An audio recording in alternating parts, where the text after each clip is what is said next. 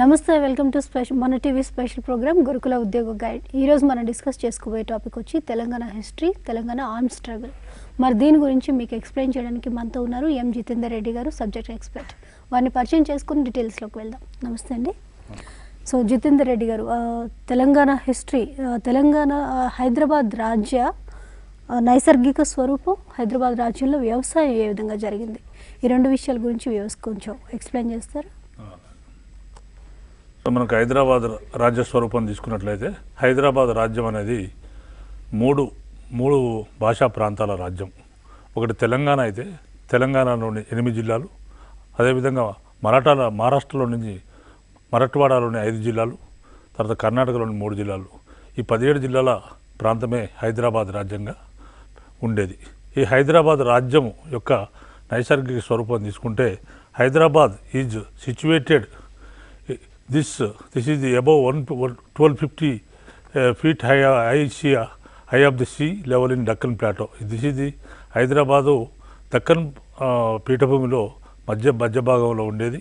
తర్వాత దీని సముద్రం యొక్క మట్టం యొక్క ఎత్తు ఎంతంటే హైదరాబాద్ ఎత్తు 1250 అడుగులు. తర్వాత ఇది మనకు వింజా, భారతదేశానికి నడిబొడ్డున వింజా మౌంటైన్స్కి దక్కన్లో అంటే దక్షిణ భాగంలో ఉన్న రాజ్యం హైదరాబాద్ రాజ్యం. తర్వాత it is a pentagon shaped with an area of 82,698 square miles. It is equal to today's great Britain. And around 50% of the area was spread with Telugu speaking people and 28% with Marathi speaking people and 11% was with Kannada speaking people. And around 1 crore people were there in Telangana area. Around 12% people and 21 lakhs were Urdu speaking people. అంటే హైదరాబాద్ రాజ్యంలో తెలంగాణ సహభాగంగా ఉంటుంది. తెలంగాణ ప్రజలు 1 కోటి మంది ఉంటారు. తర్వాత అదేవిధంగా మరాఠీ మాట్లాడే ప్రాంత ప్రజలు 28% ఉంటారు. తర్వాత అదేవిధంగా కన్నడ భాష మాట్లాడే వాళ్ళు దాదాపు 11% మంది ఉంటారు. అదేవిధంగా ఈ యొక్క ఉర్దూ మాట్లాడే ప్రజలు ఈ యొక్క 12% మంది ఉన్నారు. వాళ్ళ యొక్క జనాభా 21 లక్షలు ఆ రోజుల్లో.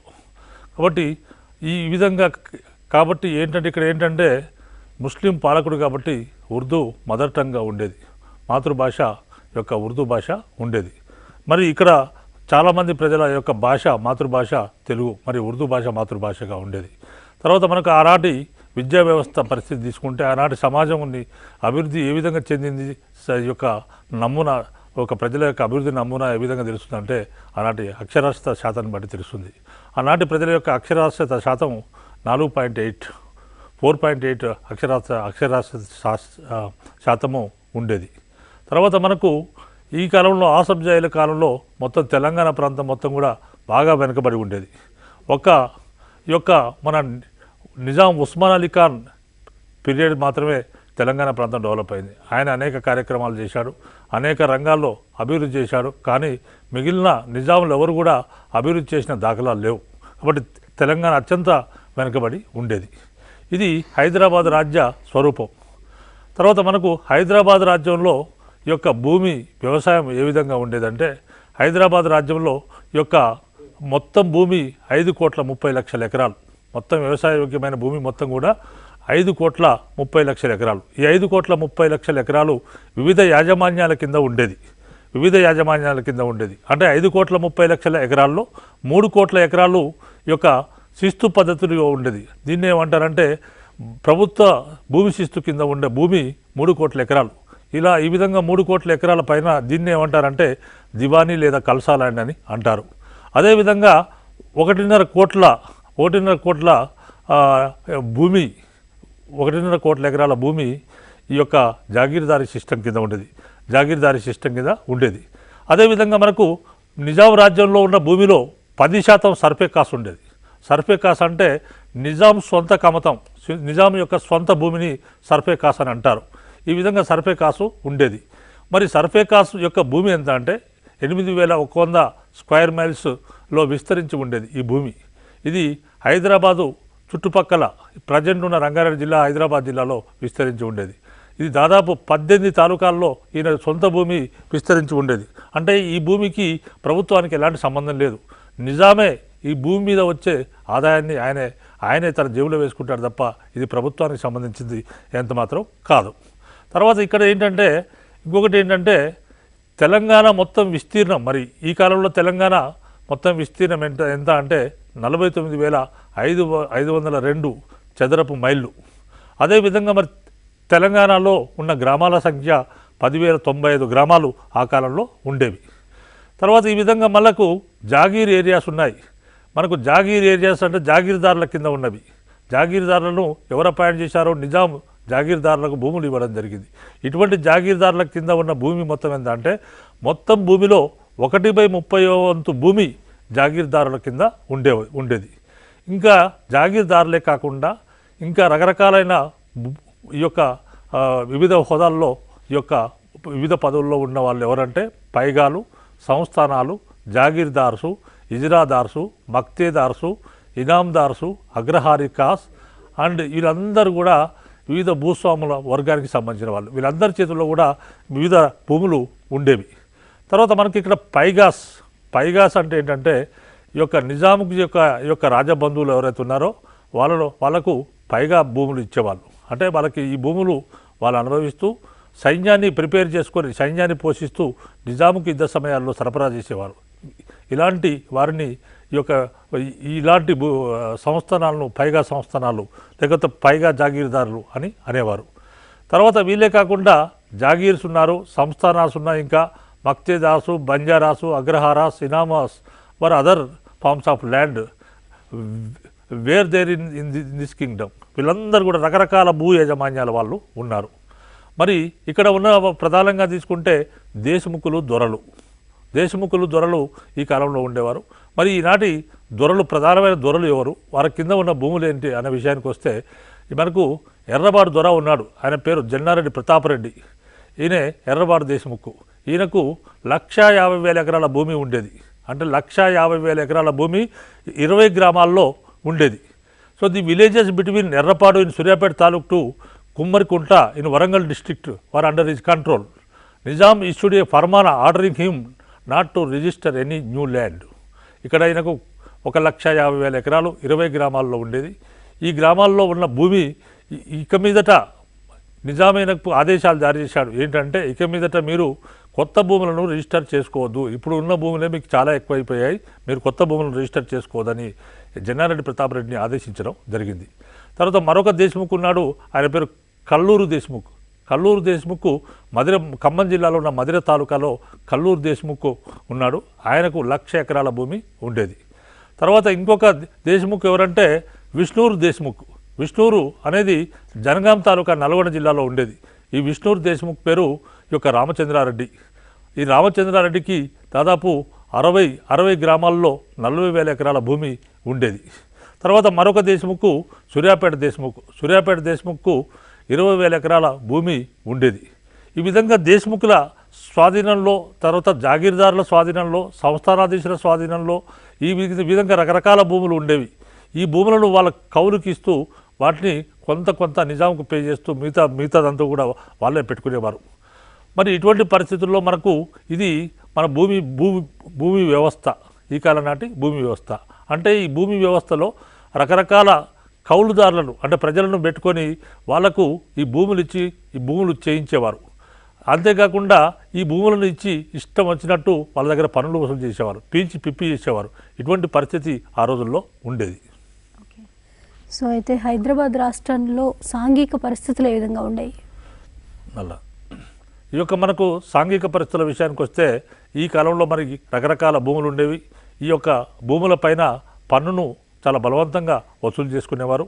తర్వాత ఎవరైతే పన్ను చెల్లించారో అలాంటి భూములను ఎవరైతే పన్ను చెల్లించలేకపోయారో అటువంటి వాళ్ళతో వెట్టి చాకిరీ చేయించుకునేవారు. అంటే ఈ కాలంలో మనకు వెట్టి చాకిరీ అనేది ఒక ప్రధానమైన ధర్మం. తెలంగాణ ప్రాంతంలో ఎక్కడ చూసినా కానీ వెట్టి చాకిరీ సర్వత్రా వ్యాపించి ఉండేది. అంటే వెట్టి చాకిరీ అనేది ఒక అటవిక ప్రజలు చేసే వెట్టి చాకిరీ, ఆ అటవికులతోని కానీ ఎరగబడ్డ వర్గాలతోని కానీ చేయించే వెట్టి చాకిరీ తెలంగాణ అంతటా కూడా సర్వసాధారణమైన విషయం. సర్వసాధారణంగా వెట్టి చాకిరీ ఉండేది. మరి ఈ విధంగా వెట్టి చాకిరీలో భాగంగా ఏంటంటే ఈ యొక్క ప్రతి హరిజన కుటుంబం వారు తమ కుటుంబ సభ్యుల్ని ఒకరిని దొరల దగ్గర, భూస్వాముల దగ్గర, వీరి దగ్గర వెట్టి చేయడానికి పంపించేవారు. వంతుల వారీగా వెట్టి చేసే పరిస్థితి ఉండేది. మరి ఇక్కడ వెట్టి చాకిరీ అంటే, వెట్టి చాకిరీ కాలంలో రెండు రకాలైన వెట్టి చాకిరీ ఉండేది. ఒకటి ఏంటంటే, ఒకటి అధికారులకు చేసే వెట్టి చాకిరీ, రెండోది దొరలకు, తర్వాత పటేళ్లకు, తర్వాత పట్వారీలకు చేసే వెట్టి చాకిరీ. ఈ విధంగా 2 రకాల వెట్టి చాకిరీ ఉండేది. తర్వాత మనకు ఒక ప్రభుత్వాధికారి ఒక గ్రామంలోకి వచ్చినట్లయితే ఆ గ్రామానికి సంబంధించిన వివిధ వృత్తుల వారు రకరకాల పనులు చేసి పెట్టాలి. ఆ వచ్చిన ప్రభుత్వాధికారికి బస ఏర్పాటు చేయాలి, వంటలు వండి పెట్టాలి, తర్వాత బెడ్షీట్స్ వేయాలి, మంచాలు వేయాలి, ఇట్లా రకరకాల వాళ్ళు చేయాలి. అదేవిధంగా బార్బర్స్ వచ్చేసి ఒళ్ళు మర్దన చేయాలి. ఇటువంటి పరిస్థితులు ఆ రోజుల్లో ఉండేవి. తర్వాత ఇంతేకాకుండా మనకి ఇది ప్రభుత్వ అధికారులకు చేసే సేవ. అంటే వివిధ వృత్తుల వారు ఫ్రీ ఆఫ్ కాస్ట్గా తమ మెటీరియల్ను సప్లై చేయాలి. ఈ విధంగా మనకు కుండలు చేసేవారు కుండలను ఇవ్వాలి, ఫ్రీగా ఇవ్వాలి. అదేవిధంగా రకరకాల అంటే ఇప్పుడు కళ్ళు గీసేవారు, గీత కార్మికులు ఉన్నారు, వాళ్ళు ఫ్రీ ఆఫ్ కాస్ట్గా కళ్ళు ప్రొవైడ్ చేయాలి. ఇటువంటి పరిస్థితులు ఆ రోజుల్లో ఉండేవి. తర్వాత ఇది ప్రభుత్వ అధికారులకు చేసే సేవ. రెండవ వారు ఎవరంటే పటేలు, పట్వారీ, మాలీ పటేల్ ఇలాంటి వాళ్ళు ఉన్నారు. పట్వారీ, పటేల్, మాలీ పటేల్ అనేవాళ్ళు వంశపారంపర్య పదవుల్లో ఉండేవారు. ఈ విధంగా వంశపారంపర్య పదవుల్లో ఉన్న వీళ్ళకి ఈ యొక్క గ్రామంలో ఉన్న వివిధ వృత్తుల వారు చాకిరీ చేయాలి, వెట్టి చాకిరీ చేయాలి. వెట్టి చాకిరీ ఏ విధంగా అంటే వివిధ వృత్తుల వారు వంతుల వారీగా వెట్టి చాకిరీ చేయాలి. వివిధ వృత్తుల వారు నేను ఇప్పుడు చెప్పినట్టు ప్రతి వృత్తి వారు తమ ప్రొడక్షన్ కానీ తమ సేవలను కానీ ఫ్రీ ఆఫ్ కాస్ట్గా వీళ్ళకి ఇవ్వాలి. ఈ జాగీర్దారులకు, జమీందారులకు, లేదా ఈ యొక్క మాలీ పటేల్, తర్వాత పట్వారీ, తర్వాత పోలీస్ పటేల్కు వాళ్ళు వెట్టి చాకిరీ చేయాల్సిన అవసరము ఉండేది. కాబట్టి ఈ కాలంలో మనకు రకరకాల వృత్తుల వాళ్ళు వెట్టి చాకిరీ చేసేవారు. మరి కొంతమంది ఫ్రీ ఆఫ్ కాస్ట్గా కారం, ఉప్పు అలాంటివి కొట్టేవారు. ప్రతి పని వెట్టి చాకిరీ ఉండేది. తెలంగాణలో ఎక్కడ చూసినా కానీ ఒక వెట్టి చాకిరీ మాత్రం ఆ రోజుల్లో సర్వసాధారణమైన విషయంగా ఉండేది. తర్వాత మనకి ఈ కాలంలో మరి అదేవిధంగా ఈ కాలంలో మరొక వెట్టి చాకిరీ అంటే ఇక్కడ ఏంటంటే రకరకాల వెట్టి చాకిరీ ఉండేది. ఫర్ ఎగ్జాంపుల్ తీసుకుంటే ఒక భూస్వామికి ఒక కుటుంబ సభ్యులు ఒకవేళ అప్పు పడ్డట్లయితే నాగు వడ్డీ ఉండేది. అంటే ఒక నాగు వడ్డీ అంటే ఈ సంవత్సరం కొంత అమౌంట్ అప్పు తీసుకుంటే వచ్చే సంవత్సరానికి అది డబుల్ అవుతుంది కాబట్టి ఆయన తీర్చలేడు కాబట్టి ఆటోమేటిక్గా ఆయన ఫ్యామిలీ ఆయన తర్వాత ఆయన ఫ్యామిలీ వంశపారంపర్యంగా ఆ జమీందారుకు కానీ ఆ దొరకు కానీ సేవ చేస్తూ పోవాలి.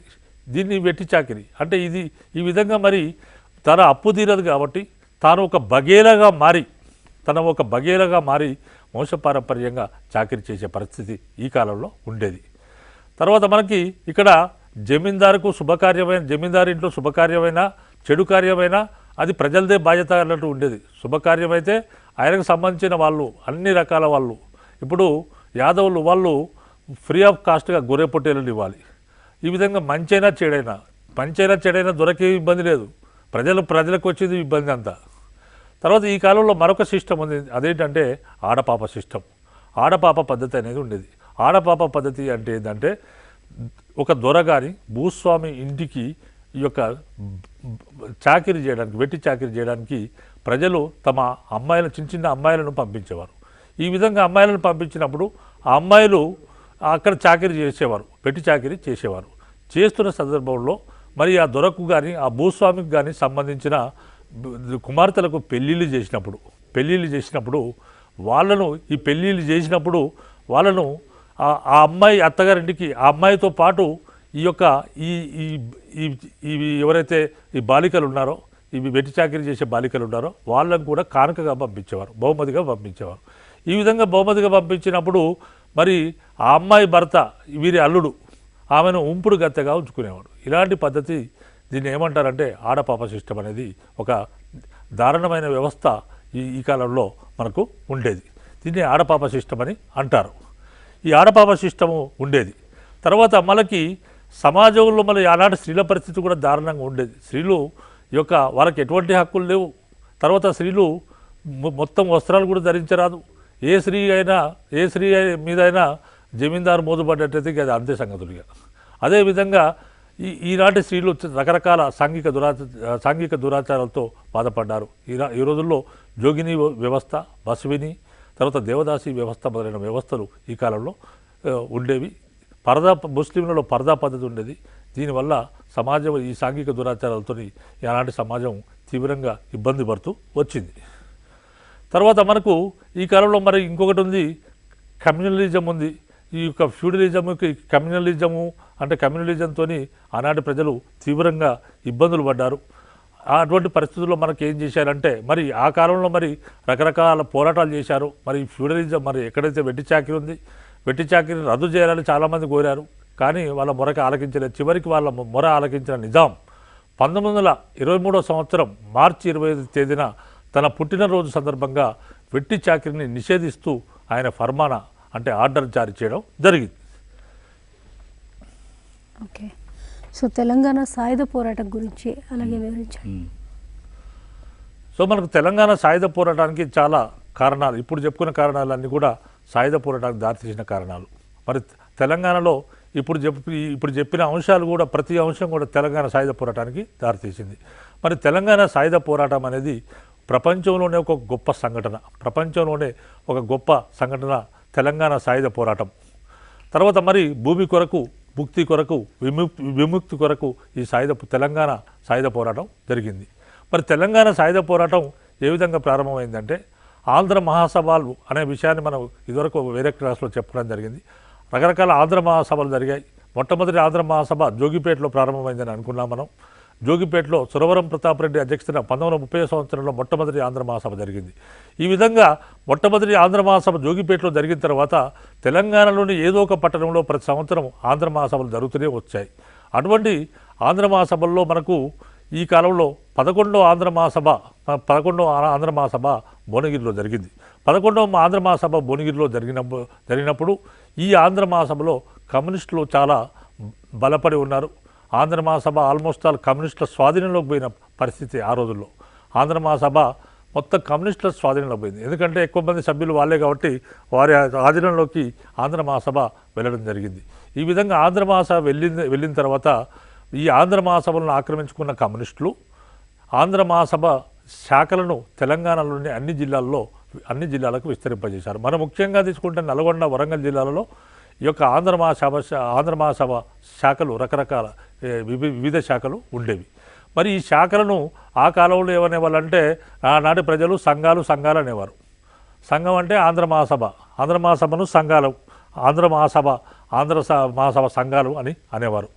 మరి ఆంధ్ర మహాసభ అనేది ఎలా మారిపోయిందంటే కమ్యూనిస్టు పార్టీకి ఒక పర్యాయ పదంగా మారిపోయింది ఆంధ్ర మహాసభ ఈ యొక్క మరి ఆనాటి ప్రజలను యొక్క సాయుధ పోరాటానికి సిద్ధం చేసింది. ఎందుకంటే ఆనాటికి ఉన్న మనం ఆర్థిక పరిస్థితులు చెప్పుకున్నాం, సాంఘిక పరిస్థితులు చెప్పుకున్నాం. ఆర్థిక పరిస్థితుల్లో ప్రజల యొక్క పరిస్థితి దీనాతిదీనంగా ఉన్నది. అదేవిధంగా మరి సాంఘిక పరిస్థితుల్లో వెట్టి చాకిరి ఉంది. ఇదంతా పోవాలి, దొరల యొక్క నియంతృత్వం పోవాలి. తర్వాత ఈ విధంగా సామాన్య ప్రజలు కూడా మంచిగా బ్రతకాలనే ఉద్దేశంతో ఈ సాయుధ పోరాటం, తమ హక్కుల కోసం ప్రజలే పోరాటం చేసుకున్న సందర్భమే ఈ సాయుధ పోరాటం. తర్వాత మనకు ఈ విధంగా ఇటువంటి పరిస్థితుల్లో మనకు కమ్యూనిస్టు పార్టీ గురించి చెప్పుకుంటే కామ్రేడ్స్ అసోసియేషన్ అనే సంస్థ 1939 సంవత్సరం ఈ యొక్క ఏర్పడింది. అంటే కమ్యూనిస్టు పార్టీకి మొదటి రూపం ఏంటంటే కామ్రేడ్స్ అసోసియేషన్. ఇది 1939 సంవత్సరంలో ఏర్పడింది. తర్వాత కమ్యూనిస్టు పార్టీ 1940లో ఏర్పడింది.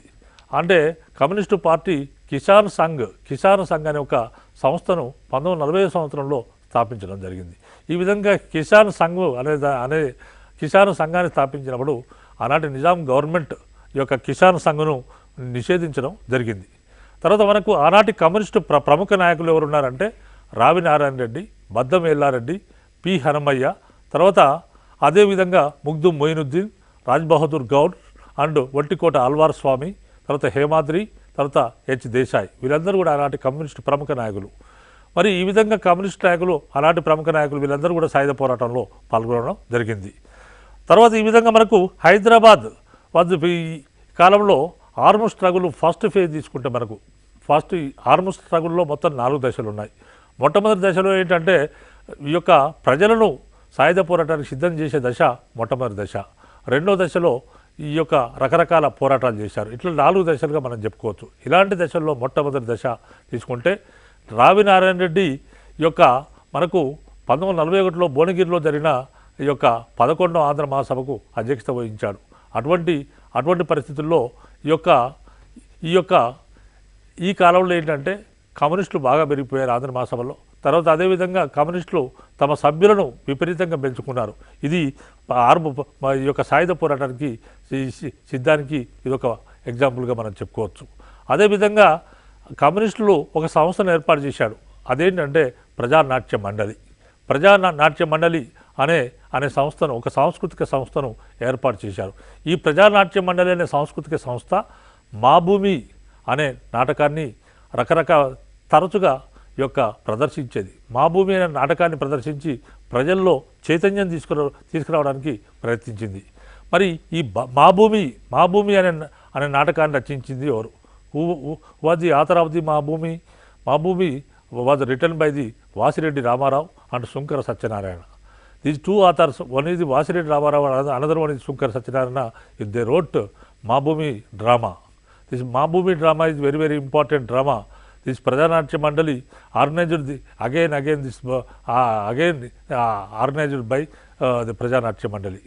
And ఇక్కడ ఏంటంటే ఈ విధంగా మరి మాభూమి తర్వాత రకరకాల బుర్ర కథలు, రకరకాల కార్యక్రమాలు తీసుకొని ఈ ప్రజానాట్య మండలి ప్రజల్లో చైతన్యం తీసుకురావడానికి ప్రయత్నించింది. ఈ విధంగా ప్రజల్లో చైతన్యం తీసుకొచ్చిన తర్వాత రెండో దశలో మనకేంటంటే సాయుధ పోరాటం రెండో దశలో ఏంటంటే జమీందారుల పైన దాడులు చేసింది. ఈ విధంగా జమీందారులపై దాడులు చేసినప్పుడు మనకు ధర్మాపురం జమీందారుపై మొట్టమొదటి దాడి జరిగింది. ధర్మాపురం అనేది జనగాం తాలూకా, నల్గొండ జిల్లాలో ఉన్న జనగాం తాలూకాలో ఉంది ధర్మాపురం గ్రామం. ఈ ధర్మాపురానికి సంబంధించిన భూస్వామి పేరు పూస్కూరు రాఘవరావు. ఈ పూస్కూరు రాఘవరావు అనే జమీందారు ఏం చేశారంటే ధర్మాపురానికి చెందిన జమీందారు ఈయన లంబడాస్కు చెందిన భూములను ఆక్రమించడానికి ప్రయత్నం చేశాడు. స్థానిక లంబాడాస్ సంబంధించిన భూములను ఆక్రమించడానికి ప్రయత్నించినప్పుడు లంబాడాస్ అందరూ కలిసి జాటోతు తాను ఆధ్వర్యంలో ఓ పెద్ద ఎత్తున భూస్వామిపై దాడి చేసి తమ భూములను తాము రక్షించుకోవడం జరిగింది. అంటే మనకి ఇక్కడ జాటోతు వాము గురించి మనకు మొన్న గ్రూప్ 2లో క్వశ్చన్ వచ్చింది. జాటోతు వాము ఈయనకు సంబంధించిన క్వశ్చన్ మన గ్రూప్ 2లో వచ్చింది. ఈ విధంగా ధర్మాపురం జమీందారు పైన లంబాడాస్ భూములను ఆక్రమించుకోవడానికి ప్రయత్నించగా తిరిగి వీళ్ళు లంబాడాసు జాటోతు వాము నాయకత్వంలో తిరుగుబాటు చేసి తమ భూములను తాము రక్షించుకోవడం జరిగింది. మరొక గ్రామం ఏంటంటే ముండ్రాయ్ అనేది జనగాం తాలూకా నల్గొండ జిల్లాలో ఉన్న గ్రామం. ఈ ముండ్రాయ్ జమీందారు పేరు కడారి నరసింహారావు. ఈయన స్థానికులైన లంబాడాస్ దగ్గర ఉన్న భూములను ఆక్రమించుకొని తన స్వాధీనంలో పెంచుకోవడం జరిగింది. మరి ఈ లంబాడాస్ ఏం చేశారంటే స్థానికంగా ఉన్న ఆంధ్ర మహాసభ నాయకులను తర్వాత మొత్తం మొదలైన వాళ్ళని తీసుకొని తమ భూములను తాము ఆక్రమించుకోవడానికి తమ భూములపైకి వెళ్ళడం జరిగింది. మరి ఈ విధంగా వెళ్ళినప్పుడు 300 లంబాడాసు తమ భూములు తిరిగి ఆక్రమించుకోవడానికి వెళ్ళారు.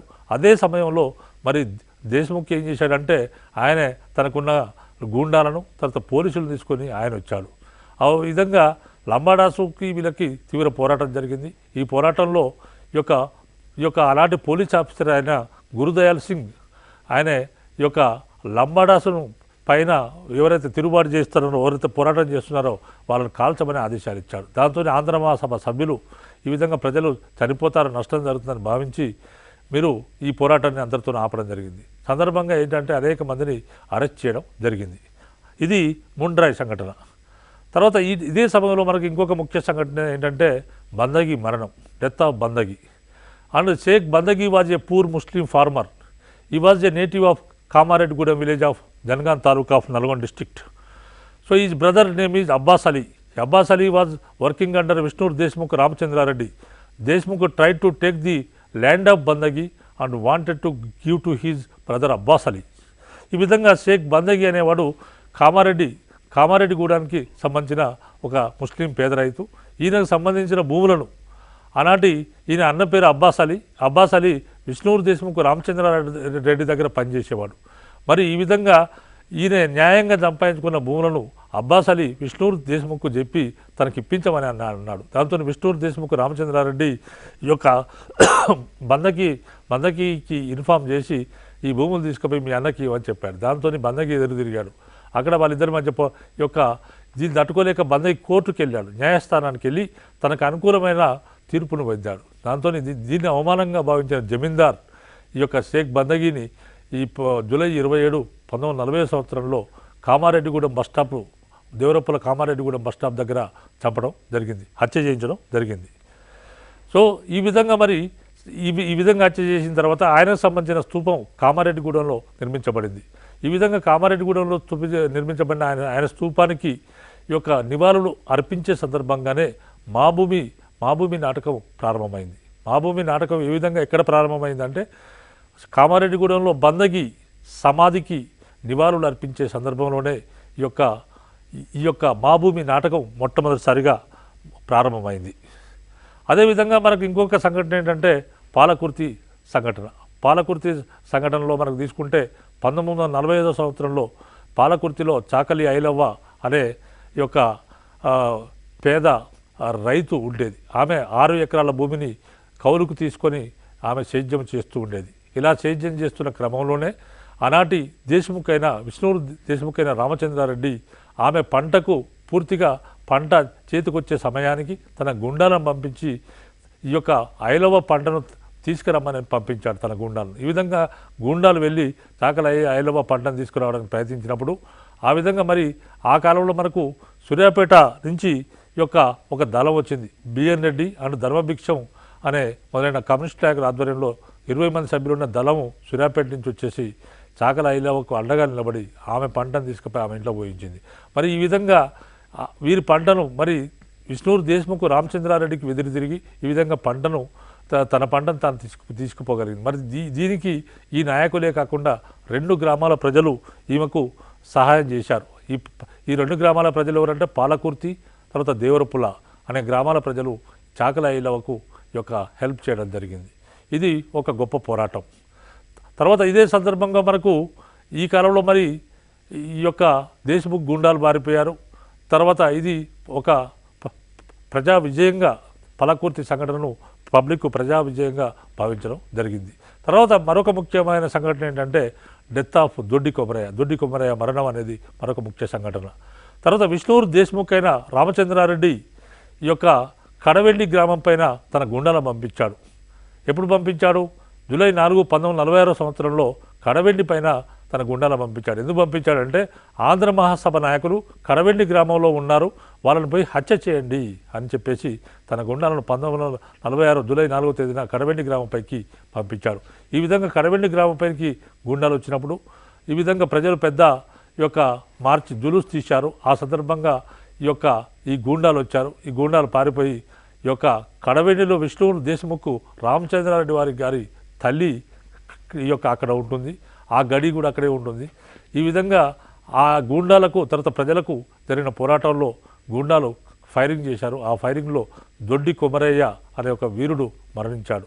ఆయన ఎప్పుడు మరణించాడంటే 1946 సంవత్సరం జూలై 4వ తేదీన ఆయన మరణించడం జరిగింది. తర్వాత మనకు ఇదే కాలంలో మనకి మరి ఈ విధంగా దొడ్డి కొమరయ్య మరణించగానే ప్రజలు ఆవేశంతో ఇమీడియట్గా పోయి 2000 మంది ప్రజలు విష్ణూరు రామచంద్రారెడ్డి గడిపైకి వెళ్ళి ఆయన మామిడి తోటను, ఆయన భవనాన్ని, మామిడి తోటను ధ్వంసం చేయడం జరిగింది. మరి ఈ విధంగా ఈ వైలెంట్ మూమెంట్ అనేది అంటే దొడ్డి కొమరయ్య మరణంతో తెలంగాణ సాయుధ పోరాటం ఒక హింసాత్మక రూపాన్ని సంతరించుకుంది. తర్వాత అదేవిధంగా మరియు ఆకునూరు తర్వాత మాచిరెడ్డిపల్లి సంఘటనలు తీసుకున్నట్టయితే ఆకునూరు తర్వాత మాచిరెడ్డిపల్లి అనే గ్రామాలలో కూడా అనేక సంఘటనలు జరిగాయి. అంటే ఈ సంఘటనలు ఏంటంటే ఇక్కడ మనకు ఆకునూరు మాచిరెడ్డిపల్లి అనే రెండు గ్రామాల్లో ఈ యొక్క లేబీ ధాన్యం కొరకు పోలీసులు రజాకారులు దాడి చేసినప్పుడు అక్కడ అనేక మంది ప్రజలను చంపడం జరిగింది, స్త్రీలను చేర్చడం జరిగింది. ఆ విధంగా మొత్తం గ్రామాలు మొత్తం దోపిడీ చేసుకున్నారు, స్త్రీలను జరిచారు. తర్వాత స్త్రీలకు కొంతమందికి ఫైజామాలు వేశారు, ఫైజామాలు వేసి వాళ్ళ పిరుదుల మీద కొట్టారు. అది చాలా ఇన్సల్ట్ చేశారు, అవమానించారు వాళ్ళను. ఈ విధంగా అవమానించినప్పుడు ఈ ఘోరాతి ఘోరమైన సంఘటనను ఈ గ్రామాలపైన జరిగిన సంఘటనను ఆనాటి కమ్యూనిస్ట్ నాయకుడైన రావినారాయణ రెడ్డి ఈ యొక్క జాతీయ సంఘటనగా అభివర్ణిస్తూ జాతీయ స్థాయికి ఈ ఇష్యూను తీసుకొని పోవడం జరిగింది. ఈ ఇష్యూను తీసుకుపోయి అక్కడ జాతీయ స్థాయిలో దీనిపైన డిస్కషన్ పెట్టాడు. అదే సందర్భంలో మహాత్మా గాంధీ యొక్క ఆయన యొక్క రిక్వెస్ట్తో పద్మజా నాయుడు యొక్క ఈ సంఘటనకు సంబంధించిన వాటిపైన ఒక రిపోర్టును తయారు చేసి మహాత్మా గాంధీకి పంపించడం జరిగింది.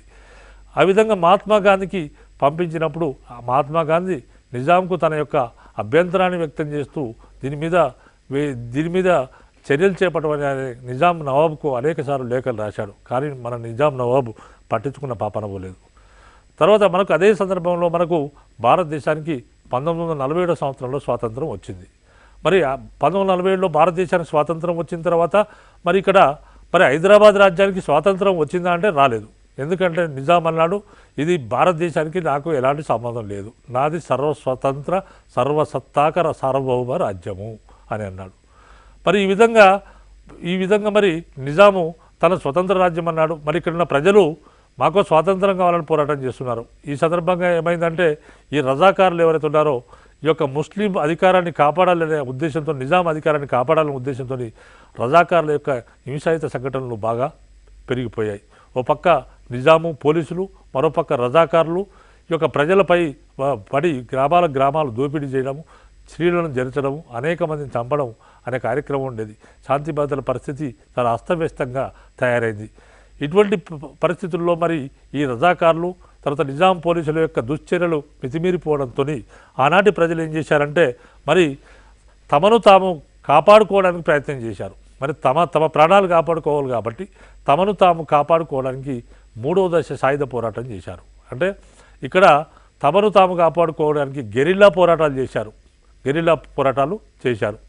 ఈ విధంగా గెరిల్లా పోరాటాలు చేసిన క్రమంలో మూడో దశ పోరాటమే ఇది గెరిల్లా పోరాటాలు.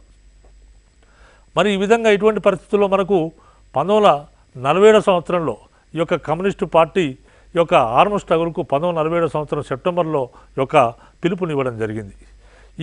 ఈ పిలుపుతోని ఈ యొక్క మళ్ళీ సాయుధ పోరాటం ప్రారంభమైంది. ఈ సాయుధ పోరాటంలో మనకి ఏంటంటే ఇక్కడ గెరిల్లా పద్ధతులు ఉపయోగించారు. గెరిల్లా కమిటీలు, విధ్వంసక కమిటీలు, తర్వాత ఇలాంటి కమిటీలు ఏర్పడ్డాయి.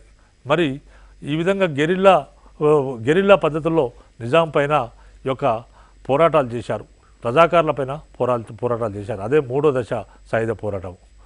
తర్వాత ఇటువంటి ఈ సందర్భంలోనే మరి మనకు అనేకమైన హింసాయుతమైన సంఘటనలు జరిగాయి. ఈ హింసాయుతమైన సంఘటనలో మనకి ఏంటంటే బైరాన్పల్లి సంఘటన అనేది ఒక హింసాత్మకమైన సంఘటన. ఎందుకంటే నిజాం పోలీసులు తర్వాత రజాకారులు యొక్క బైరాన్పల్లి జనగాం తాలూకా నల్గొండ జిల్లాలో ఉన్న బైరాన్పల్లి పైన అనేక సార్లు నిజాం పోలీసులు రజాకారులు దాడులు చేశారు. ఏంటంటే మాకు లేవీ ఇవ్వండి, లేవీ అంటే మీరు పన్ను చెల్లించడం లేదు, లేవీ గల్లా కోసము అనేక సార్లు దాడులు చేశారు. వాళ్ళ దాడులు ఎప్పటి నుంచి అంటే దాదాపు 6 సార్లు దాడులు చేశారు. వీళ్ళ దాడులు ఎప్పటి నుంచి చేశారంటే మార్చి 1948 నుంచి ఆగస్టు 27, 1948 లోపట 6 సార్లు నిజాం పోలీసులు రజాకారులు దాడులు చేశారు. ఆ విధంగా దాడులు చేసి 6 సార్లు విఫలమయ్యి వెళ్ళిపోయారు. ఎందుకంటే ప్రజలు తిప్పికొట్టారు వీళ్ళ దాడులను. దాంతో కోపంతో రగిలిపోతున్నారు రజాకారులు తర్వాత నిజాం పోలీసులు. ఈ విధంగా ఈ గ్రామం పైన కక్ష కట్టిన నిజాం పోలీసులు రజాకారులు ఆగస్టు 27, 1948 సంవత్సరంలో భువనగిరి తాలూకా డిప్యూటీ కలెక్టర్ అయిన ఇక్బాల్ హుస్సేన్ ఆధ్వర్యంలో పెద్ద ఎత్తున రజాకారులు పోలీసులు పెద్ద ఎత్తున గ్రామం పైన అర్ధరాత్రి దాడి చేశారు. ఈ దాడి చేసి దొరికినట్టే దాదాపు 84 మంది ప్రజలను చంపివేశారు. 84 మంది ప్రజలను చంపివేసి మొత్తాన్ని గ్రామాన్ని దోచుకున్నారు. ఇదొక పెద్ద ఎత్తున మారణకాండ జరిగింది ఇక్కడ.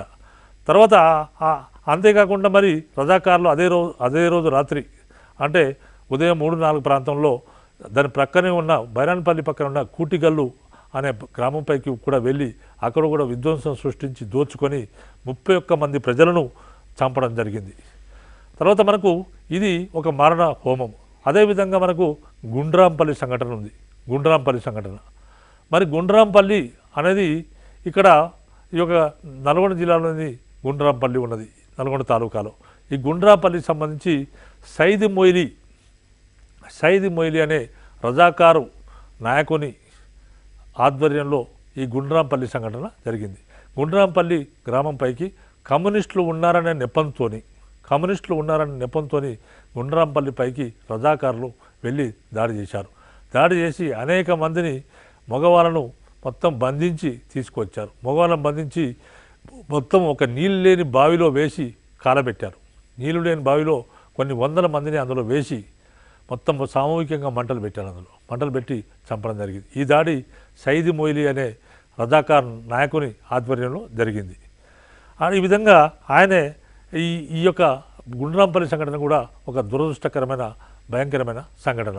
తర్వాత అదేవిధంగా మనకు ఇంకా ఇక్కడే కాకుండా ఆరుట్ల, తర్వాత రాయకోడు, రేణుకుంట మొదలైన గ్రామాలపైన కూడా రజాకారులు దాడులు చేసి, నిజాం పోలీసులు రజాకారులు కంబైన్గా దాడులు చేసి అనేక మందిని చంపడం జరిగింది. అదేవిధంగా ఇంకా మనకు కూటికల్లు, తర్వాత బెహరాన్పల్లి, తర్వాత కాటకొండ, తర్వాత ఆకునూరు, అంకనూరు, తర్వాత కొనపాక, తర్వాత చేటుపల్లి మొదలైన ప్రాంతాలపైన కూడా ఈ యొక్క నిజాం పోలీసులు వీళ్ళు దాడులు చేయడం జరిగింది. నిజాం పోలీసులు రజాకారులు దాడులు చేసి అనేక మందిని చంపడం, స్త్రీలను తెరిచారు, అనేక మంది చంపారు. ఇక రకరకాలైన హింసాత్మక సంఘటనలు జరిగాయి. వీరి యొక్క చర్యల వల్ల, ఆనాటి స్త్రీలను చేర్చడం వల్ల, ఆనాటి స్త్రీలను పిరుదులపైన దెబ్బలు కొట్టడం వల్ల వాళ్ళు అవమానంగా భావించి ఎంతోమంది స్త్రీలు ఆత్మహత్య చేసుకునే సందర్భాలు ఈ రోజుల్లో ఉన్నాయి. తర్వాత మనకు ఇదే విధంగా మరి సూర్యాపేటలో ఒక ప్రదర్శన జరుగుతున్నప్పుడు ఆ ప్రదర్శన పైన పోలీసు యొక్క రజాకారులు నిజాం పోలీసులు కాల్పులు జరిపినప్పుడు 6 మరణించడం జరిగింది. సో మనకిది 3వ దశ కంప్లీట్ అయింది, ఆర్మ్ స్ట్రగుల్. చివరి దశ 4వ దశ ఆర్మ్ స్ట్రగుల్, సాయుధ పోరాటం 4వ దశలో మనం తీసుకుంటే ఈ దశ సెప్టెంబర్ 17, 1948 నుంచి అక్టోబర్ 21, 1951 వరకు జరిగింది. మరి ఇక్కడ మనకు ఈ యొక్క 3వ దశ తర్వాత కాలంలో మరి ఇక్కడ కూడా స్వాతంత్ర పోరాటాలు మొదలై రకరకాల శాంతి భద్రతల పరిస్థితి అస్తవ్యస్తంగా తయారైన క్రమంలోనే భారత ప్రభుత్వము హైదరాబాద్ రాజ్యం పైన పోలీస్ చర్య జరిపింది.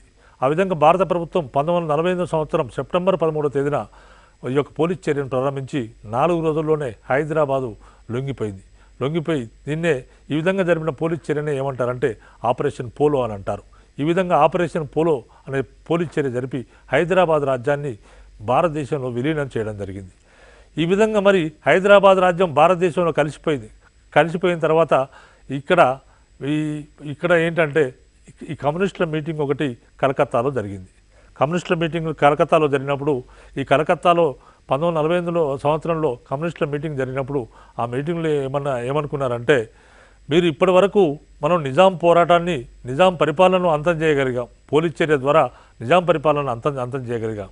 అదేవిధంగా మరి కమ్యూనిస్టు రాజ్యాన్ని ఏర్పాటు చేసినట్లయితే ఇంకా ప్రజలు చాలా సౌఖ్యంగా ఉంటారు. కాబట్టి అలాంటి కమ్యూనిస్టు రాజ్యాన్ని ఏర్పాటు చేయడానికి మన సాయుధ పోరాటాన్ని మనం కంటిన్యూ చేయాల్సిన అవసరం ఉందని అక్కడ జరిగిన ఒక మీటింగ్లో ఆనాటి నాయకుడైన రణదీవి అనే నాయకుడు అభిప్రాయపడ్డాడు.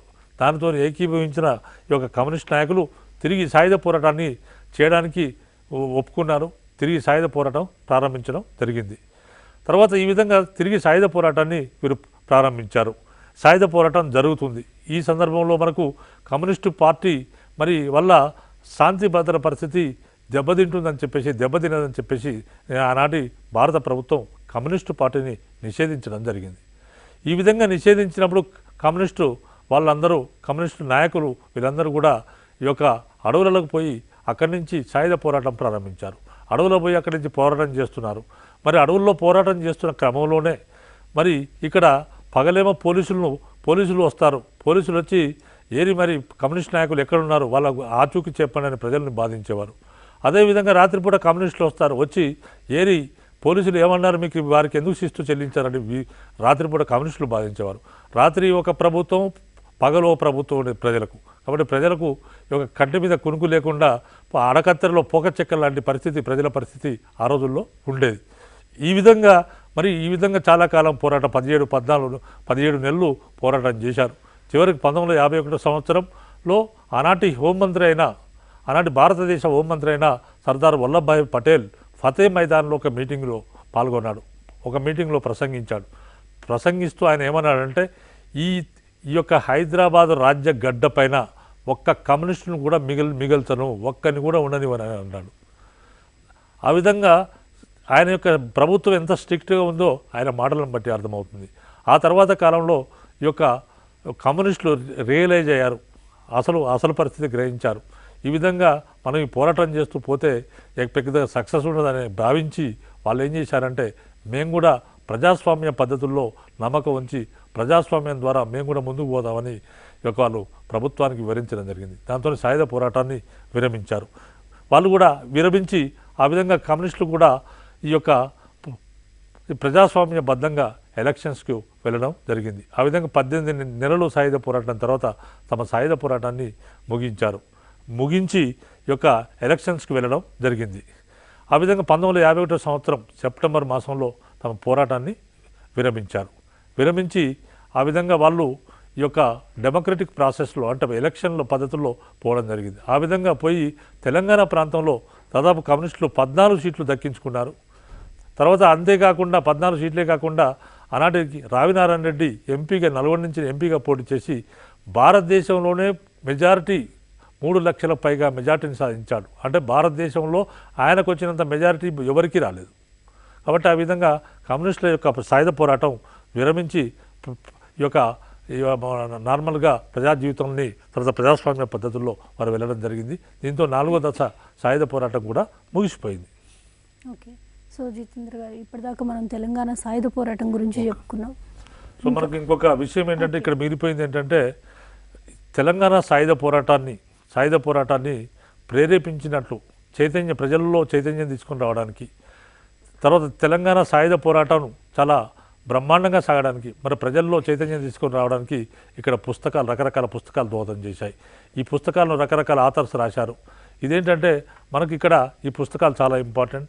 సాయుధ పోరాటాన్ని ఒక గొప్పగా నడిపించడానికి ఈ పుస్తకాలు దోహదం చేశాయి. ఇలాంటి పుస్తకాల్లో ఇలాంటి గొప్ప కవులు ఉన్నారు, వాళ్ళు గొప్ప పుస్తకాలు రాశారు. ఈ కవులు అంటే మనకు మొట్టమొదటి వారు దాశరథి కృష్ణమాచార్య అగ్నిధార 1949 సంవత్సరంలో అగ్నిధార అనే పుస్తకాన్ని రచించారు. అదేవిధంగా 1950 సంవత్సరంలో రుద్రవీణ అనే పుస్తకాన్ని రచించారు. అదేవిధంగా సోమసుందర్ అనే మరొక కవి వజ్రాయుధం అనే గ్రంథాన్ని 1949 సంవత్సరంలో రాశారు. తర్వాత మరొక కవి పేరు గంగినేని అనే కవి 1950 సంవత్సరంలో ఉదయ అనే పుస్తకాన్ని రచించడం జరిగింది. తర్వాత కేవి రమణారెడ్డి అనే కవి అడవి అనే గ్రంథాన్ని 1952 సంవత్సరం రచించగా, తర్వాత భువన ఘోష అనే పుస్తకాన్ని 1956లో రచించాడు. తర్వాత కాళోజీ నారాయణరావు అనే మరొక కవి నా గొడవ అనే గ్రంథాన్ని 1955 సంవత్సరం రచించాడు. తర్వాత ఇంకొక కవి పేరు అయ్యాపు వెంకటరమణయ్య అనే కవి, ఆయన మరో పుస్తకం రాశాడు. అదేంటంటే నాజీ నిజాం అనే పుస్తకాన్ని రచించాడు. తర్వాత శుంకర సత్యనారాయణ తర్వాత వాసిరెడ్డి అనేవాళ్ళు ఇద్దరు కూడా మా భూమి అనే నాటకాన్ని రచించడం జరిగింది. తర్వాత మరొక కవి ఈ యొక్క ఆల్వారు స్వామి, వట్టికోట ఆల్వారు స్వామి వచ్చేసి ప్రజల మనిషి, తర్వాత గంగు అనే నవలను రచించాడు. తర్వాత మరొక కవి ఈ యొక్క మహీధర రామ్మోహన్ రావు అనే కవి, ఆయన ఓనమాలు, తర్వాత రథచక్రాలు, తర్వాత ముత్యాల నీళ్ళలో అనే పుస్తకాలు రచించాడు. మరొక కవి వచ్చేసి కృష్ణప్రసాద్ వచ్చేసి సింహ గర్జన అనే పుస్తకాన్ని రచించడం జరిగింది. తర్వాత మనకి కందుర్తి ఆంజనేయులు అనేవాడు ఈనాటి గొప్ప తెలంగాణ కవి. కందుర్తి ఆంజనేయులు తెలంగాణ అనే గ్రంథాన్ని 1956 సంవత్సరంలో రచించాడు. ఒక కాల్ చూద్దామండి. హలో నమస్తే అండి, ఎవరు మాట్లాడుతున్నారు? This is Jyothi sir, Jyothi from Warangal. Okay Jyothi garu, Jitender Reddy గారు ఉన్నారు మనతోటి, మీ డౌట్ ఏంటో అడగండి. సార్ ఇందాక రజాకార్ గురించి చెప్పారు కదా, ఈ రజాకార్ అనే వర్డ్ ఏ లాంగ్వేజ్ నుంచి తీసుకున్నారు, యాక్చువల్గా మీనింగ్ ఏంటి చెప్పండి. రజాకార్ అది ఉర్దూ వర్డ్ అండి. మనకి ఇత్తెహాద్ ఉల్ ముసల్మాన్ అనే అనే సంస్థ నుంచి రజాకార్ దళం అనే ఒక స్వచ్ఛంద దళం పుట్టుకొచ్చిందండి. దాన్నే వాళ్ళనే రజాకార్లని అంటారు. అంటే ఒక స్వచ్ఛంద దళాన్ని ఇత్తెహాదుల్ ముసల్మాన్ అనే సంస్థ 1940 సంవత్సరంలో తయారు చేసింది. ఈ విధంగా తయారు చేసిన వాళ్ళే రజాకార్లు అయ్యారు. రజాకార్ అనేది ఒక ఉర్దూ వర్డ్ అండి. రైట్, థ్యాంక్స్ ఫర్ కాలింగ్ జ్యోతి గారు. మీ డౌట్ క్లారిఫై అయింది అనుకుంటున్నాను. సో తెలంగాణ రైటర్స్ గురించి మీరు చెప్తున్నారు, అవునండి, చెప్పండి. మనకు కందుర్తి ఆంజనేయులు అనే మరొక కవి ఉన్నారు. ఈ కందుర్తి ఆంజనేయులు తెలంగాణలో గొప్ప కవి. ఈయన తెలంగాణ అనే గ్రంథాన్ని 1956 సంవత్సరంలో రచించాడు. తర్వాత మనకు ఈయనే ఇదే కాకుండా ఈ యొక్క తెలంగాణ సాయుధ పోరాటాన్ని కందుర్తి ఆంజనేయులు 18 పర్వాలుగా వర్ణిస్తూ ఆయనే ఈ గ్రంథాలను రచించడం జరిగింది. ఓకే, సో ఇప్పటి వరకు మనం తెలంగాణ సాయుధ పోరాటం గురించి చెప్పుకున్నాము. అలాగే గిరిజన పోరాటం, తెలంగాణలో గిరిజన పోరాటం ఏ విధంగా మొదలైంది దాని గురించి వివరాలు తెలుసుకునే ముందు ఒక కాల్ చూద్దాం. హలో హలో హలో, నమస్తే అమ్మా, ఎవరు మాట్లాడుతున్నారు? నా పేరు చంద్రకళ అండి. శశికళ, చంద్రకళ. ఓకే, ఎక్కడి నుంచి కాల్ చేస్తున్నారు? హైదరాబాద్ నుంచి అండి. ఓకే, జితేందర్ గారు ఉన్నారు, మీ డౌట్ ఏంటో అడగండి. చెప్పండి సార్, ఇది తెలంగాణ ఆమ్డ్ హిస్టరీ ఇంత పెద్దగా ఉంది కదా, అసలు ఇందులో నుంచి ఎలాంటి క్వశ్చన్స్ అడుగుతారు? అసలు ఫస్ట్ నుంచి చదువుతూ ఉన్నాను కానీ ఎలాంటి క్వశ్చన్స్ అడుగుతారు ఏంటి సరిగా అర్థం కావట్లేదు. ఇంపార్టెంట్ అని నేను చెప్తున్నానండి. ఇంపార్టెంట్ అనే దాన్ని మీరు గమనించినట్లయితే మీకు అది ఇంపార్టెన్స్ తెలిసిపోతుందండి. అంటే ప్రతిదీ అంటే చదవాలి, కానీ ప్రతిదీ మనం మరీ బట్టి పట్టినట్టు గుర్తుంచుకోవాల్సిన పని లేదు. ఏదైతే ఇంపార్టెంట్ అని నేను కొన్ని చెప్తున్నాను అది మీరు తీసుకున్నట్లయితే మీకు బెనిఫిట్ అవుతారండి. రైట్, అయితే ఇప్పుడు తెలంగాణ గిరిజన పోరాటం గురించి ఒకసారి చెప్పండి. సో మనకు తెలంగాణ గిరిజన పోరాటాలు అంటే తెలంగాణలో అనేక గిరిజన పోరాటాలు జరిగాయి. అంటే ఇక్కడ ఏంటంటే మనకు ఈ యొక్క గిరిజన ప్రాంతాలు మనకు ముఖ్యంగా తీసుకుంటే గిరిజనులు ఎక్కువ నివసించే ప్రాంతాలు ఏంటంటే ఉత్తర తెలంగాణ జిల్లాలైన వరంగల్, కరీంనగర్, ఆదిలాబాద్, తర్వాత అదేవిధంగా మనకు ఇంకొక నిజామాబాద్, తర్వాత అదేవిధంగా ఖమ్మం జిల్లాల్లో గిరిజనులు ఎక్కువ మంది నివసిస్తున్నారు. గోదావరి పరివాహక ప్రాంతాల్లో గిరిజనులు ఎక్కువ నివసించేవారు. మరి ఇక్కడ గిరిజనులు నివసించే క్రమంలో ఏమైందంటే ఇక్కడ వాళ్ళ యొక్క జీవన విధానంలో బయటి ప్రపంచం వాళ్ళు ఎప్పుడైతే ప్రవేశించారో వాళ్ళలో అసంతృప్తి, తర్వాత ఆవేదన ప్రారంభమైంది. అంటే గిరిజనుల జోలికి పోనంతకాలం గిరిజనులు ఎవరు కూడా పోరాటాలు చేయలేదు. గిరిజనులు అంటే ప్రభుత్వాలు ఆధునిక పద్ధతులు, ఆధునిక విధానంలో, ఆధునిక కాలంలో ఈ రోడ్డు సౌకర్యాలను అడవు ప్రాంతాల నుంచి చేసినప్పుడు అడవుల్లోకి మామూలు జనం పోవడం, ఈ యొక్క అటవీ ఉత్పత్తులను తీసుకోవడం, తర్వాత వారి భూములను రకరకాలుగా ఆక్రమించడం, వారిని బాధించడం, ఇటువంటి కార్యక్రమాలు చేశారు. దాంతో వాళ్ళలో తమ స్వ విషయాల్లో, తమ అంతరంగిక విషయాల్లో ఎవరైతే జోక్యం చేసుకుంటున్నారో ఆ విధంగా జోక్యం చేసుకునేటప్పటికీ వాళ్ళు బయటకు వచ్చి పోరాటం మొదలుపెట్టారు. మనం తీసుకుంటే నిజాం తీసుకుంటే ఈ యొక్క మొట్టమొదటి నిజామైన నిజాముల్ ముల్క్ ఆసబ్జాయి రాజ్యాన్ని స్థాపించినప్పుడు ఆయన రాజధాని ఔరంగాబాద్గా ఉండేది కాబట్టి ఆయనే ఈ యొక్క అటవీకుల గురించి కానీ గిరిజనుల జోలికి కానీ ఆయన ఎప్పుడూ వెళ్ళలేదు. ఆ విధంగా ఆయన కాలం కూడా ఈ యొక్క బ్రహ్మాండంగా ఈ యొక్క గిరిజనుల పోరాటాలు ఎలాంటి పోరాటాలు జరగలేదు. కానీ రెండవ నిజామైన నిజాం అలీ ఖాన్ 1763 సంవత్సరంలో తన రాజధానిని ఔరంగాబాద్ నుంచి హైదరాబాద్కు మార్చాడు. ఈ విధంగా మార్చిన తర్వాత ఈ యొక్క ఆయన ఏం చేశాడంటే బ్రిటిష్ వారితోని సైన్య సహకార ఒప్పందం 1799 సంవత్సరంలో చేసుకొని 1799 నుంచి 1800 సంవత్సరాల్లో చేసుకున్నాడు.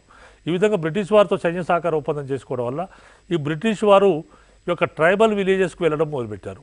వెళ్ళి అక్కడ ట్రైబల్ ఉత్పత్తులను తెచ్చుకోవడం, అదేవిధంగా ట్రైబల్స్ను తీసుకొని రకరకాలుగా బాధించడం, అంటే గిరిజనులు రకరకాలుగా బాధించడం, వాళ్ళతో వెట్టి చాకిరీ చేయించుకోవడం మొదలుపెట్టారు.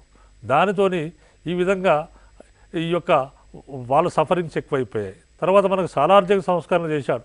సాలార్జంగ్ సంస్కరణ చేసినప్పుడు హైదరాబాద్ రాజ్యంలో రకరకాలైన అధికారులను నియమించాడు. దాంతో ఈ రకరకాలైన అధికారులు అడవులలో కూడా పోయి వారి అటవికులపై యొక్క గిరిజనులపైన పెత్తనం మొదలుపెట్టారు. దానితోని తమ యొక్క అంతరంగిక వ్యవహారము, తమ యొక్క ఆత్మగౌరవం దెబ్బతినడంతో వారి భూములు ఆక్రమించుకోవడం, రకరకాల కార్యకలాపాలతోని వాళ్ళు ఈ విధంగా మనకి వాళ్ళ ఇప్పుడు గోండు సాంప్రదాయం ప్రకారం ఏంటంటే ఒక గ్రామంలో ఆ గ్రామంలో నీరు కానీ, భూమి కానీ, ఆస్తులు కానీ ఏదున్నా కానీ ఆ గ్రామాధికారికి యొక్క కంట్రోల్లో ఉంటాయి. కానీ ఆ గ్రామాధికారి కంట్రోల్ లేకుండా పోయి గ్రామాధికారి చేతనే వెట్టి చాకిరీ చేయించడం మొదలుపెట్టారు జనం. దాంతో గిరిజన పోరాటాలు మొదలయ్యాయి. ఇలాంటి గిరిజన పోరాటాల్లో మనకు 2 పోరాటాలు మనకు ఎగ్జామినేషన్ యుక్కి చాలా ఇంపార్టెంట్ పోరాటాలు. మొట్టమొదటి పోరాటం ఏంటంటే రామ్జీ గోండు పోరాటం. ఈ కాలంలో మనకు రామ్జీ గోండు నాయకుడు 1836 నుంచి 60 సంవత్సరాల మధ్య ఆయన పోరాటం నడిచింది.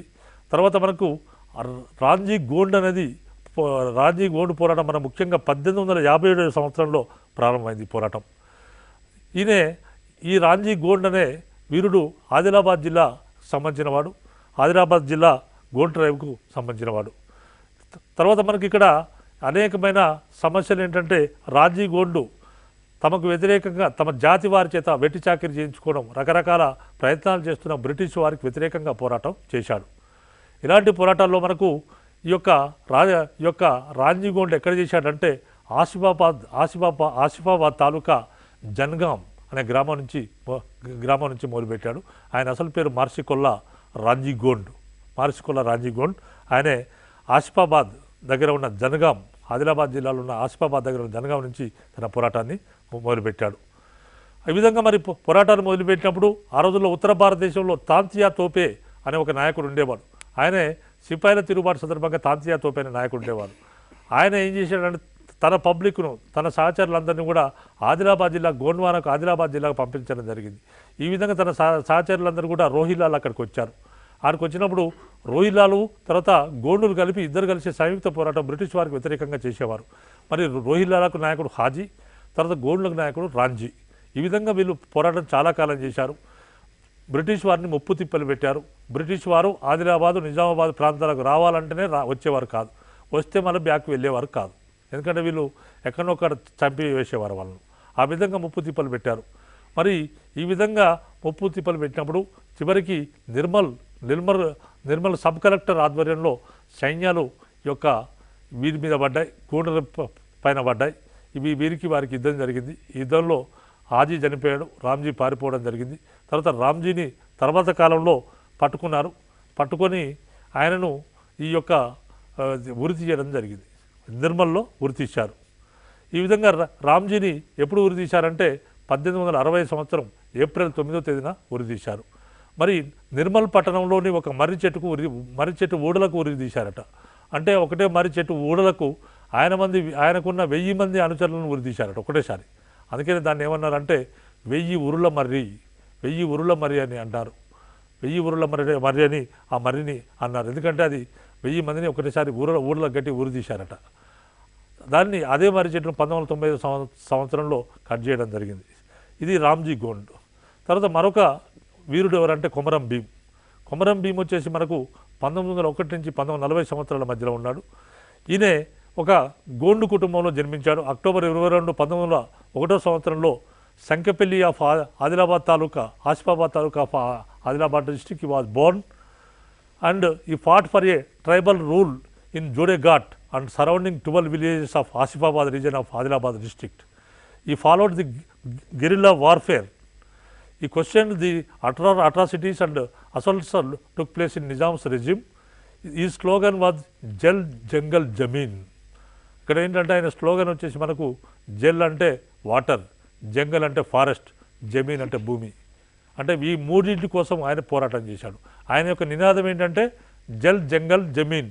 ఓకే, ఒక కాల్ చూద్దామండి. హలో నమస్తే అండి, ఎవరు మాట్లాడుతున్నారు? నమస్తే మేడం, అనురాజ్ మాట్లాడుతున్నాడు.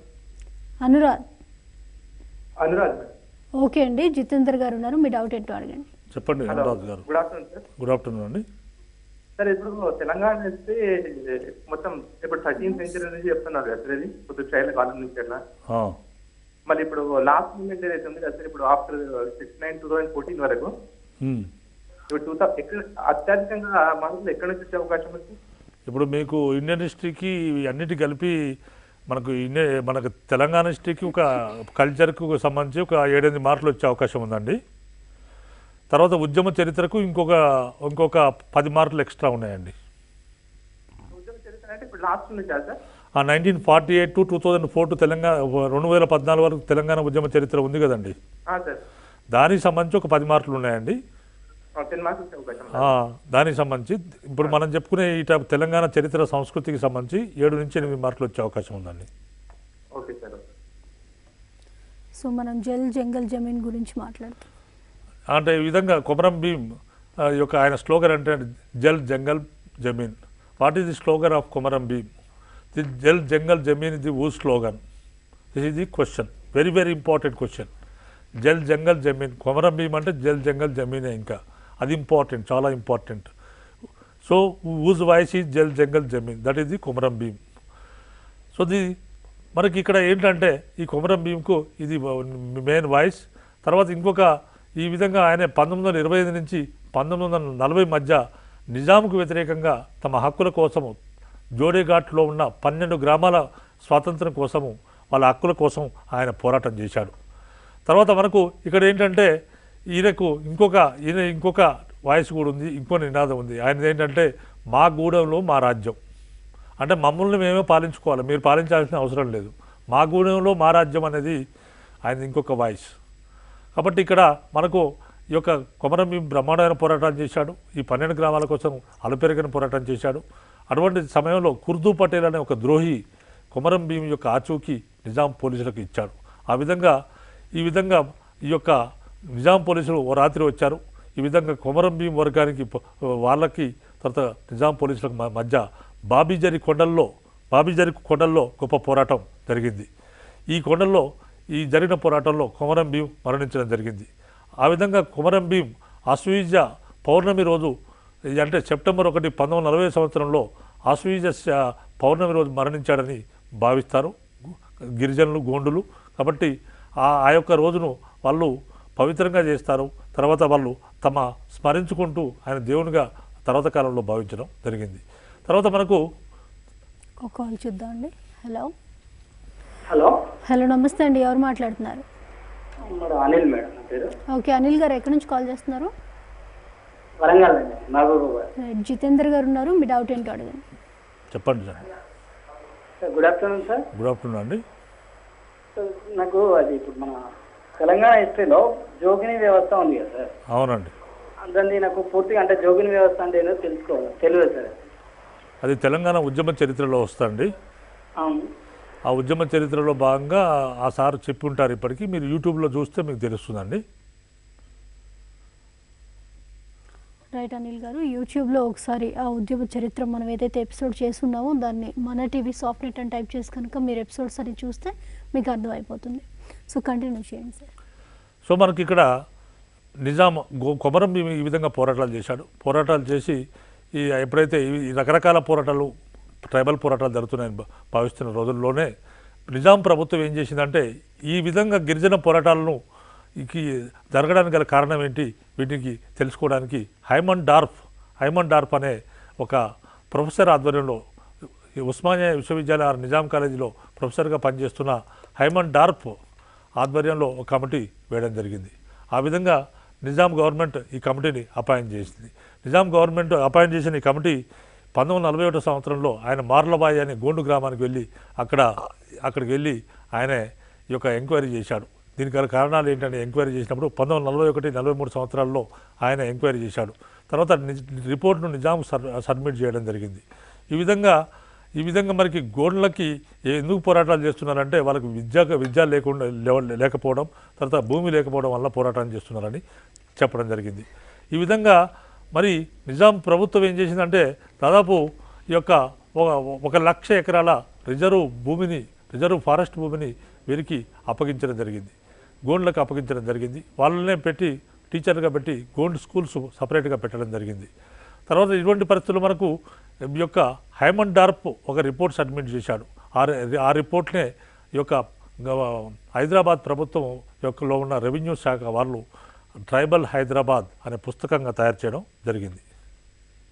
ఓకే, సో జితేందర్ గారు వ్యూవర్స్ కావాల్సిన డీటెయిల్స్ అని కూడా చాలా చక్కగా ఎక్స్ప్లెయిన్ చేశారు తెలంగాణ హిస్టరీ గురించి. Thank you so much. Right. ఇది ఇవాళ మన టీవీ స్పెషల్ ప్రోగ్రామ్. మీరు మన టీవీ ఈ ప్రోగ్రామ్స్ అన్నింటినీ కూడా యూట్యూబ్లో చూడొచ్చు. మన టీవీ సాఫ్ట్నెట్ అని టైప్ చేసి ఈ ఎపిసోడ్స్ అన్నీ కూడా మళ్ళీ మీరు చూసే అవకాశం ఉంది. యూట్యూబ్ సాఫ్ట్నెట్ మన టీవీ, ఫేస్బుక్ @మన TV సాఫ్ట్నెట్, Twitter @ManaTV Hyderabad, www.softnet.telangana.gov.in. Feedback softnet@telangana.gov.in. Helpline WhatsApp 7337558051.